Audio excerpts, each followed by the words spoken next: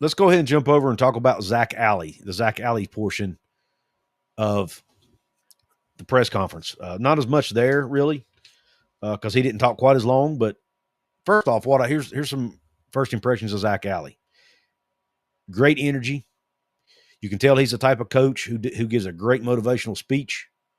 You can tell that you can tell he's been brought up under Brent Venables. He gives you that Brent Venables vibe. He talked about playing to a standard. I've heard Brent Venables say that many, many times.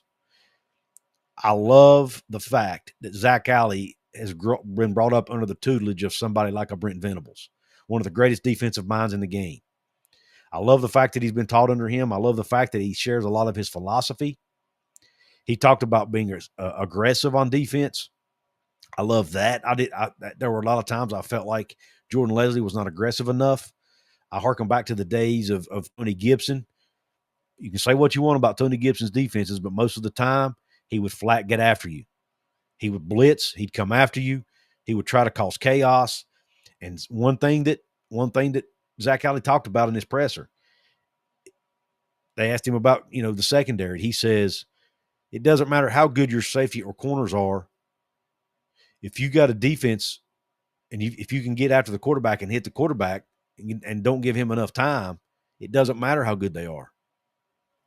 And I thought that was a great point, and that's something West Virginia, in my opinion, has not done a good enough job of. Now, they've not been bad up front, and they've not been bad at getting to the quarterback per se, but they didn't do it enough. They had a ton of QB hurries last season, but didn't have a ton of sacks. And I just felt like they could have done more, or I would like to have seen them done more as far as getting to the quarterback. Now, maybe they didn't have the right personnel to do it, but again, at the end of the day, that comes back to coaching. Either you didn't coach them up good enough or you chose the wrong guys. And they did a great job this past season stopping the run, but they struggled to stop the pass, and a lot of that was because they wasn't getting enough pressure on quarterbacks. Can't put it all on the defensive front. Some of it is definitely on the secondary, but if you hit the quarterback in the mouth as he's throwing the ball, then likely it's not going to be as accurate, right? And he talked about how they put a lot of emphasis on the edges, the edge rushers. I like that. They're going to make sure the edges are sealed. And Leo Cole, I'm glad you're here. That's actually a great segue to what I'm talking about here. He says, been some thoughts out there on what our defense will be, 3-3-5 or something different. I have heard from Oklahoma fans that Zac Alley does like the 3-3-5 defense, but in his presser today, he said he will be multiple. He said, I'll be multiple, diverse, and aggressive. He said, we will even shift from a 3-down front to a 4-down front sometimes in the same series because they want to keep the offense off balance. So they will run some odd stack. But Leo, I know you've commented a lot about the linebacker play over the years, the last couple of years. I think you're going to like this. He talked about the linebackers, and he said, let me find it here. He made a really cool comment about the linebackers.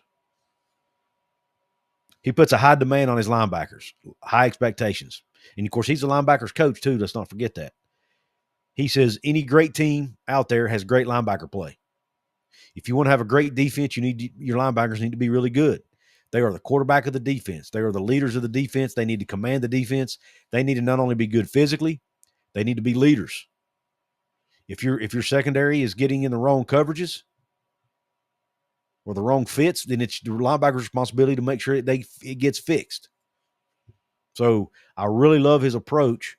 And I'm not saying the previous staff didn't do that. Maybe they did, but if they did, they didn't verbalize it to us. So I love his approach there, Leo.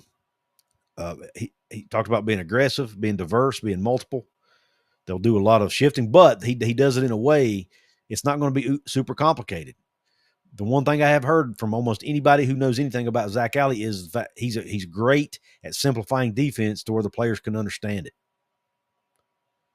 So I really like that. And then talked about his history with Coach Rod. They asked him why he picked West Virginia. He said, I love Rich Rod. I love the way he coaches. I love the way he treats his staff. Love the way he treats the players. He said, we will coach these players extremely hard, but we will also love them really hard. And he talked about how they love their players. They coach their players hard, but they love them as well. And he loves Rich Rod's approach, loves his coaching philosophy, and he want to be part of that. Now, I talked about Rich Rod talking about how he didn't care that much about length. Well, Zac Alley didn't say that. Zac Alley said he likes guys who are long, fast, and physical. That's what he looks for in his defensive players: long, fast, and physical. And he went on to say big guys will typically beat up little guys, and fast guys will outrun slow guys. So physical tools do matter to him. He does like the measurables. May not be a deal breaker in every case, but he does like it. He also elaborated on, because of a question he was asked, he elaborated on how he likes players to be extremely intelligent, along with really physical and really fast. But he made sure to say, hey, if they're not, if the knowledge is not there, it's our job as coaches to teach it to them and make sure they know it, and make sure they improve their IQ, their intelligence. So he didn't put the onus on the players. He put it on himself and the staff. And I like that. He's already taken ownership of saying, hey, the buck stops with us. It's our job to make sure these players are in the right positions. It's our job to make sure they know what they're supposed to do out there. They asked him about tackling. He said they will be tackling a lot, even on days when they can't hit. They have drills and stuff they can do to work on tackling. He said it's something he's not even concerned about, because the defenses he coaches, I guess they've always been good at tackling, and it's not something he's worried about, that they will be good at it. Something about the pass rush I want to bring up again that I missed earlier. This was a very shocking number to me. When he was at Oklahoma last year, right? And Oklahoma had a very good, I think they had a top 20 defense in the country. And the reason he said, and they asked him the difference in coaching in different conferences, he said the Big 12 throws the ball a lot more. So having good edge rushers is even more important in this conference because they throw it so much. He said Oklahoma saw 400 less pass attempts. Oklahoma's defense saw 400 less pass attempts on a season than they saw in the Big 12 the year before. 400. That's a ton. That means the Big 12 loves to throw the ball around a lot more than most other leagues. So you need guys that can get out to the quarterback.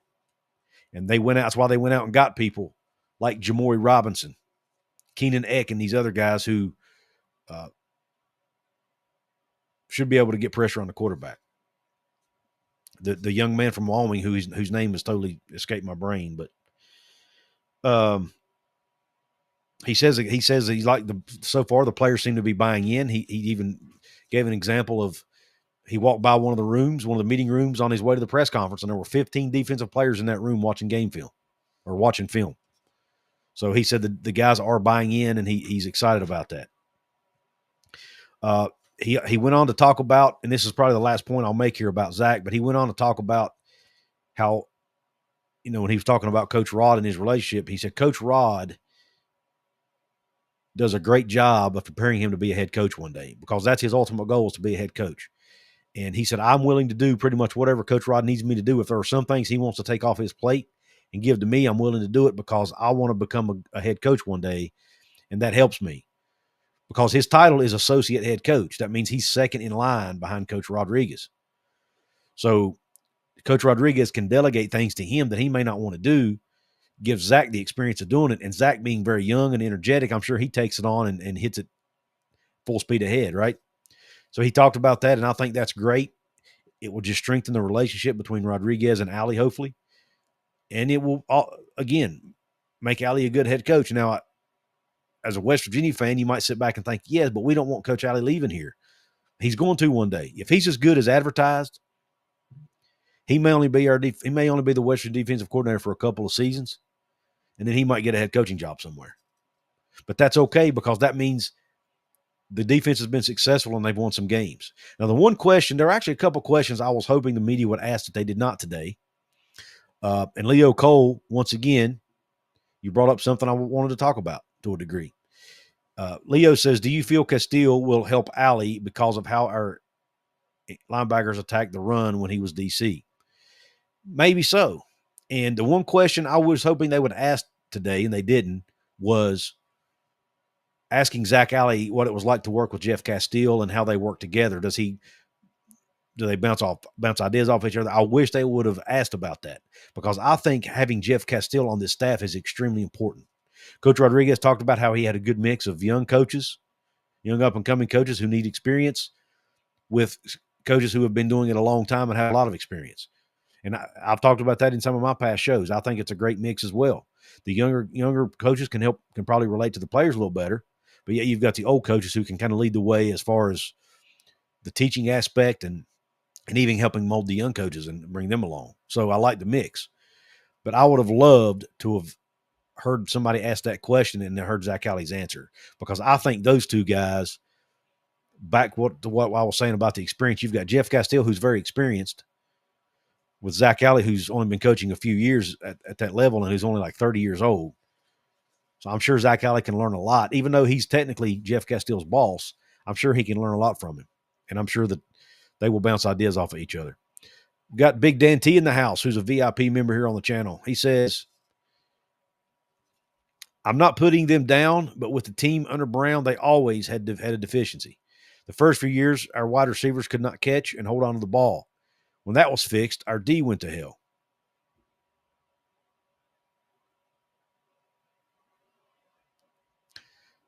I'm looking forward to a consistent team. Dan, me too, man.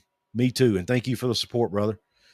I, too, am looking for some consistency. I think Rodriguez can bring it. Again, I don't want to get too far ahead of myself. They have a lot of work to do. Coach Rod talked about that today.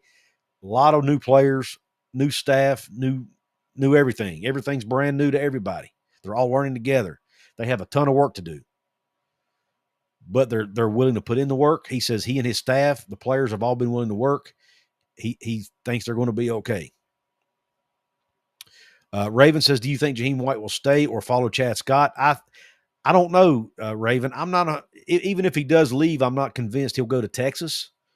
I mean, Texas may not need him, and he probably may not be a feature back at Texas. I think he has a much better opportunity to be the man at West Virginia than he would at Texas. And speaking of Jaheim White, another question I was hoping they would ask is about Jaheim White's knee.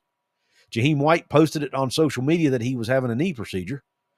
Is he going to participate in spring practice? They didn't ask him anything about injuries and who's participating and who's not. Maybe that's something he'll address next week after their first practice, or Thursday after they practice a day or two. But I would love for someone to ask him about Jaheim's knee and the recovery process and all that. WVU fan 23 says, I love that Zac Alley said they will be changing the defense each week based on who they are preparing for, who it won't be predictable. They will go from 3-4 to a 4-3 or something different. Yes. And the cool thing about it, like I said, when I first heard that, I'm thinking, okay, it really sounds like that's a good way to get your guys confused and they won't know where to line up. But Zac says they have a way of teaching it to where they can understand it. And I've heard that from people who follow Zac Alley's career, and people who were Oklahoma fans and content creators and stuff like that. The one good thing about Zac Alley, one of his biggest strengths, they said, is the way he can communicate with players. He can simplify things, make it easy to understand so that the players know what to do and they can play fast. They don't have to do a whole lot of thinking. So if he can be multiple, be diverse, but yet still keep it simple and easy to understand, that is the magic potion right there. That's what you want. So if he's able to do that, and hopefully, and recruiting's a big piece too. We hope he's a great recruiter as well. But if he can do those things, I have really, really high expectations for this defense. I'm gonna make a little bit of a bold statement here and say I think West Virginia's defense this year in 25 may be as good or better than the offense, because just even with Rich Rodriguez coaching it. When you look at the pieces they've brought in out of the portal, man, I'm really excited about this defense. I think they've got some studs in the making on defense. I really do. Please subscribe. Please hit the thumbs up on my videos. If you're watching this, please hit on YouTube. Please hit the thumbs up button. The likes are really, really beneficial to us YouTube creators. Really helps the algorithm. It shows YouTube that you like my stuff, and they will show it to more people and get it out there for me.